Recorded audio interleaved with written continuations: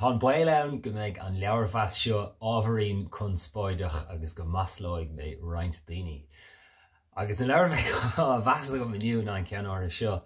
Heartstopper le Alice Oseman ar an ailsiú ag Futa Fata agus ar an aistrithe ag Eoin McEvoy. Agus tá rinneadh roinnt léirmheasanna ar an leabhar seo go dtí seo.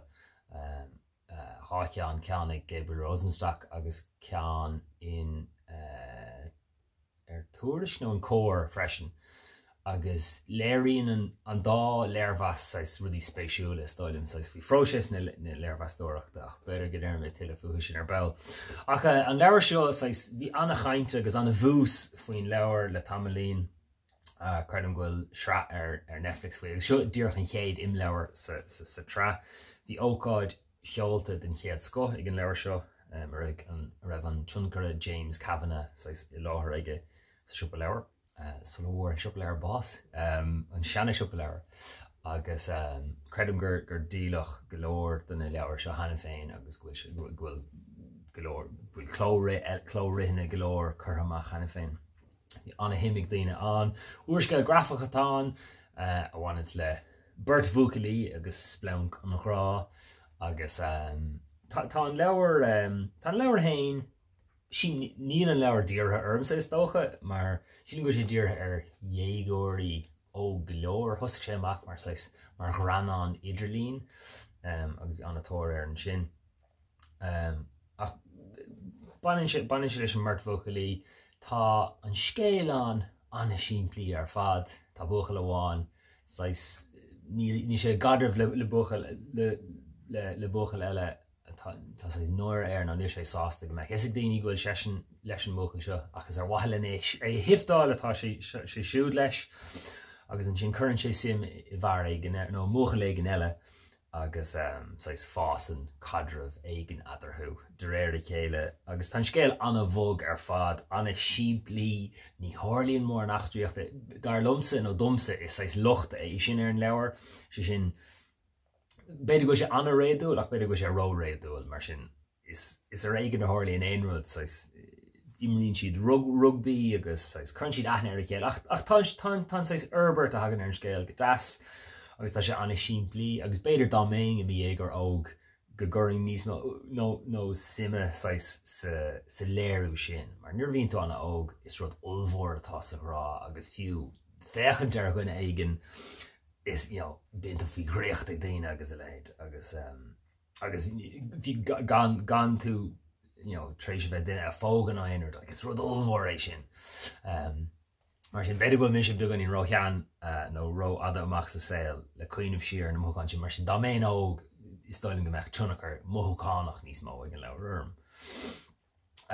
agus ach nílann seo ach an chéad cuid mar sin níl annach písin den scéal a chuirí freas níl annach chuid ag torlaú sa flotta dá réire taobh mudan den chadrah sin agus sinné atá lornach sa leabhar. Agus tócha bhfuil an leabhar réamhlódach ar golóir bailí mar léiríonn sé cadrah éireach ar bhealach dearfach das nachhfuil annach chuid stracailte agus rudí uafásacha ag torlaú sa scéal mar uaireanta bíonn sin sinna gceiste dóm le scéalta dá lehéad. Agus ó théamh tanga agus I lehéad níor léas an bun leabhar ach de réir níl sé ró oclach mar scéal is stáilm ag tá na focail sin an agus inis is a rís bíon teachsan agus teachtarthaí teachsan uaireanta ní bhíon annach picúir agus focail nó uaireanta ní bhíon focail ar behan aber an ceann seo ní le nocail an agus léirí rudí tríd na alíonn agus is málam an alíonn is dócha gur cinenne é steitiiciúil siimplíocht agus ní alíonn tuair mar sin tá seabhrí dachar caintear an alíonn. Ní hí an alíonn is mó a haíonnm ach sílim gnáiríonn leis na mothúcáin agus rudí simúla a rá. Tá cupúd spéisiúil ag torlaú a thaobh feicimid an seo ar chlúdach na leabhar tá na duilóga ag titim agus de réir mar aithríonn na séisiúir sa leabhar feicimid calóga sneachta nó beidir bláhanna agus a lehéad agus ceann si sin ling tuiscinnta áil ar conas martá an leabhar ag aithriú ach seachas sin má a taithí go ar ghranáin ní léonúd ró réamhlódach a torlaú a thaobh na BC gram an. Tá rudí simúla an sa a chéh tachtachtaí díracha nó Facebook is stoilm tá gceist agus tachtachtaí teach agus a héad a chur ógan ag chéad agus hain si ginnum. An sin se, so hain sé lom tá sé anías bheith sé arúnach gahanana arúnach de dhégóirí óga is stoilm go thir dhégóirí óga éirecha nó le héad agus se daine nach mína léamh mar an mar tá leiad sin focail an agus tá annachcha den scéil instead sna pictúir agus se bhí cupra an sin cad mar eall ar an aistriúcháin bhí cupród suntasach an is stoilm bhfuil níor denach ró Gaeilú nó Gaeilú tá anam nach a scolanna agus anam nach a charachtar sais fágtar í sin stoilm agus fiú an tedal fágtar sin sa bhuntanga Heartstopper. Agus sílam gur lucht ar an aistriúcháin é sin inis beidir gur cinenne de chud an ailseóra nó an aistrithóra a bhí ann beidir gur hastigh weithú go méach nasc idir na leabhar agus an tra Netflix nó ní is a gom ach tá sé ábhríonn at a bheith léamh teachs faoi chuoine tá leabhar Gaeilge nó teachsáil an Gaeilge agus sin fecinn anam na scoile scoil trocham ar trúham TRUHAM do bhuaclaí ní is a gom tá sé cógailach na tá sé sin cógailda nach go is a gom chuna é rá. Sílam gníomhrá sé bhád níos fearr díreacht an NPA sin na Gaeilú. Se imríonn an scoil rugby ach fós imríonn scoileanna in éireann rugby agus tá cupúir mar sin an díreach Gaeilge an rud. Seo rud a bhreas freisin faoi tá aisteán eile dagman ní bhana Futa Fata a d sin freisin a chu ríist hí golóir tagartí cultúra sa teach sin a bheith iad a bhaint agus a churach sé leis an teachs iad a bheith bainte agus i Gaeilge. Uaireanta is rudí iad a bhain le rudí nach raibh le feiceáil na pictúirí agus nuair nach bhfuil rudí sa feiceáil na pictúirí tá sais cad de chin agat de rá rudí dhéanamh is stoilm. Tagartí do chóras idachas bhearachá sílam nach digach éarnig agus banin sé as an leabharthú as an teachsú ní hána sé sin doingin nó ní sin goinge mar sin ban rud airigh an rud tá cad agat é dhéanamh. Agus fiú mar eicimid seo tá cad agat an alíon ahrú freisin mar tá na postéir sa chuúra ahrathe agus taine sé sin lom. Háan an lá seo le rinú ar na haistriúcháin ar teachs caint tá sé sin an tá sé sin fíornach tá sé réadúil tá síhanna idirlín an agus tá sé sin réadúil a ríisina leganach atá orthú tá sí bunathe ar an bhfuil an tar miniu mar tá Google agus tá rudí beag mar sin go deas ach tá tanga an siimplí golóir stoilm agus bheachan teachs agus an leabhar in iúnt do chuine nach léon mar an agus sin rud uairint bíon daoine rá ó ní léim sé mór an sa Gaeilge agus bheith leabhar den chinná seo go háirithe go hana eúnach do chuine dá le héad mar tá an scéil siimplí golóir tá na pictúir an le ceirlaat agus sin tá tanga féin siimplí golóir ríist. Tá uairscéil a grafacha eile an agus fiúsachá sin mar focail go tuigeann tú sais catatóirú leis an ru sin. Sin dá cinenne eile aistriúcháin an atá simú golóir agus banan si sin le beagáín béirle a bheith meascathe tríd an Gaeilge agus tá rudí ar nós tá sé sin clás agus sin rud a chluisfá cínte agus an sin tá rud méid agus tá sin is spóch as daoine bheith cinelíonn mar lad rugby nó lehéid nó beganín an airúlacht sin agus ní dé go ag ar airis ar an teachs béirle bhfuil chuirsís ar scoil hasanach an nó an é ag spóch as na líon sin ach sílam gur chuirse sin leis mar rihin focail muise agus beidir bhfuil muise sa teach seo ach uaireanta tá cléan anna láidir ag aistriúthirí na Gaeilge tanga Harbh seanaimsre Harbh dalcathe úsáid ar bhealach nachhfuil techt le ná úsáid tanga léniu agus inis aráigen iad le Léirmheas Conspóideach. Sílam Léirmheas Conspóideach an taisteúir tá aithne bhaga mar ón is carla mé is mala mé. Sílam go méidir gur chóir go mechar tú mar sin rá. Agus tú món Léirmheas Conspóideach ar leabhar agus ar héir le daine mar denan daine sais deganá ar enter leabhar